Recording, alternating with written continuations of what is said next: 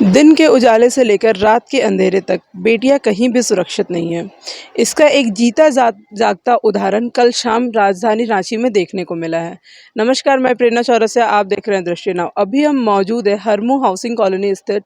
एक उत्तम girls hostel के सामने, जहां पे कि कल एक छात्रा की हत्या कर दी गई है। आप यहाँ पे देखिए कि ये जो रास्ता है, वो जो छात्रा थी वो इसी रास्ते से कल शाम में अपने हॉस्टल की तरफ जा रही थी।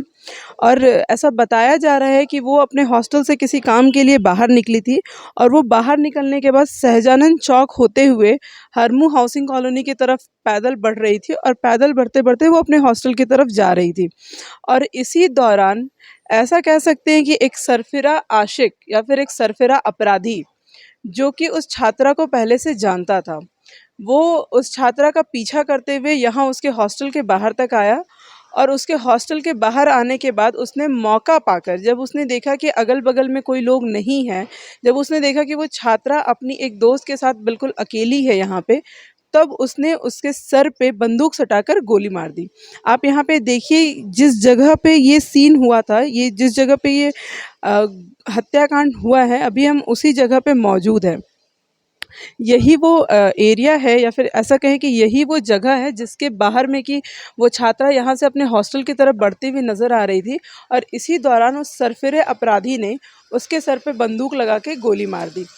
इससे एक बात बिल्कुल साफ तौर पर निकल कर के बाहर आती है कि छात्राएं या फिर लड़कियां, ऐसा कह सकते हैं कि बाहर पढ़ने वाली जो लड़कियां हैं वो अब रांची में बिल्कुल भी सुरक्षित नहीं है। क्योंकि शाम के करीब 6:30 बज रहे थे, और 6:30 बजे वो लड़की मार्केट से शॉपिंग करने के बाद सहजानंद चौक होते हुए अपने हॉस्टल आ रही थी। उसके साथ उसकी एक और दोस्त मौजूद थी, जिनसे कि वो बातचीत करते हुए हॉस्टल की तरफ बढ़ते हुए नज़र आ रही थी। और वो हॉस्टल की तरफ बढ़ते हुए में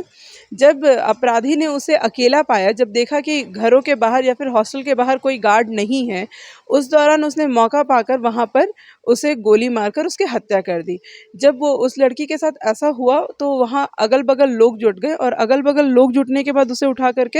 हॉस्पिटल लेकर के गए, लेकिन अस्पताल ले जाने में देर हो गई थी, जिसके कारण वहाँ पे उसे मृत घोषित कर दिया। आपको बता दें, कुछ ही दिनों पहले उस छात्रा ने अभी बीकॉम फाइनल ईयर का एग्ज़ाम दिया था, और उसके बाद वो अपने घर जाने की तैयारी कर रही थी। कुछ लोगों से बातचीत की हमने, सूत्रों के मुताबिक से ये पता चला है कि वो अपनी दोस्त के साथ अपने घर वालों के लिए कुछ खरीदारी करने के लिए बाहर निकली थी। उसने अपनी खरीदारी पूरी करने के बाद वो सहजानंद चौक के पास आई। सहजानंद चौक के पास आकर के उसने गोलगप्पे खाए, और गोलगप्पे खाने के बाद वो अपने हॉस्टल की तरफ बढ़ती हुई नज़र आ रही थी। और उसी दौरान उस सरफिरे आशिक ने उसके साथ इस हत्याकांड को अंजाम दिया है। इस पूरे मामले से एक बात ये निकल कर के साफ हो रही है कि जिस तरीके से हम लड़कियों की सुरक्षा की बात करते हैं, या फिर ये कहें कि जिस तरीके से हम लड़कियों के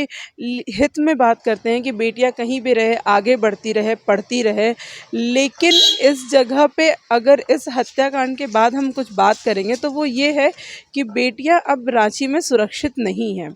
जिस भरोसे के साथ माँ बाप अपने बच्चियों को बाहर भेजते हैं कि वे सुरक्षा के साथ हॉस्टल में रह रही है, पढ़ाई कर रही है, लेकिन यहाँ पे कुछ सरफिरे अपराधी जो है, या फिर ये कहे कि सरफिरे जो आशिक है, उनके कारण यहाँ की बेटियां अब सुरक्षित नहीं महसूस कर रही हैं। इस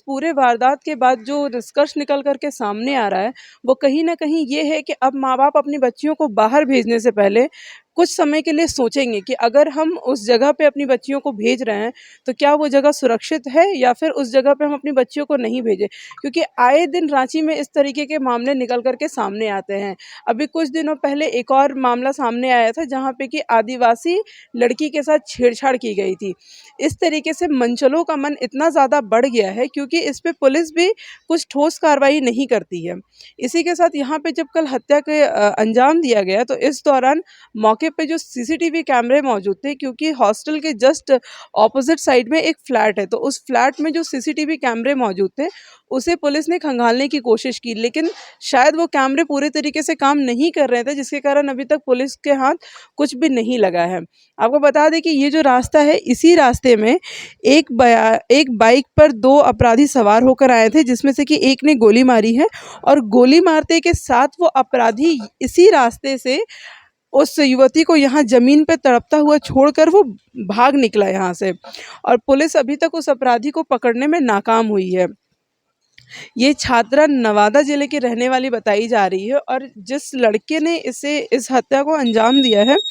वो भी नवादा ज़िले का ही रहने का बताया जा रहा है। इस दौरान पुलिस ने उस अपराधी को पकड़ने के लिए जो मुहिम जारी की है, वो ये है कि झारखंड से बिहार जाने वाली जितनी भी गाड़ियाँ हैं या फिर सीमाओं पे जितने भी जगह है, ठिकाने हैं, उन सभी जगहों की तलाशी शुरू कर दी गई है। झारखंड से होते हुए बिहार जितनी भी गाड़ियाँ जा रही हैं, उन सभी गाड़ियों की तलाशी ली जा रही है कि अगर वो युवक यहाँ से भागकर नवादा जाने की कोशिश करेगा, तो वो किसी न किसी गाड़ी में या किसी न किसी बस में वो मिल सकता है। इसी के साथ-साथ अब देखना ये है कि